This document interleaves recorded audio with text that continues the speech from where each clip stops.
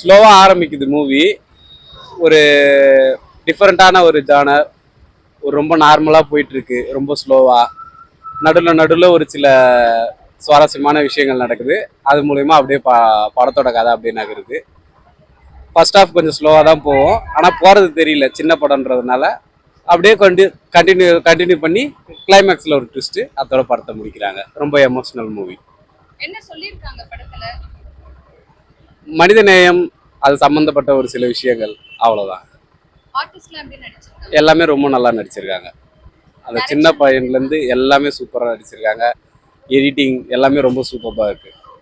அதுலேயும் மியூசிக்கை பொறுத்த வரைக்கும் பேக்ரவுண்ட் ஸ்கோர்லாம் தரமாக பண்ணியிருக்காங்க. சாங்ஸும் நல்லா இருக்கு. இல்லை, மூவி ரொம்ப நல்லா இருக்கு. என்ன பிடிச்சிருந்தது இந்த படத்துல? எனக்கு எல்லாருமே ஆக்டிங் ரொம்ப நல்லா பண்ணியிருந்தாங்க. ஆக்ட் பண்ண மாதிரியே இல்லை, ரொம்ப ரியலிஸ்டிக்காக இருந்துச்சு படம். நான் இதோட ட்ரெய்லர் வந்தோடனே பார்க்கணுன்னு வெயிட் பண்ணிட்டு இருந்தேன். ஸோ இன்னைக்கு தான் லீவ் கிடைச்சது. ஸோ பார்த்தேன். தேங்க்யூ. படம் நல்லா இருந்துச்சு. என்ன பிடிச்சிருந்தது படத்துல?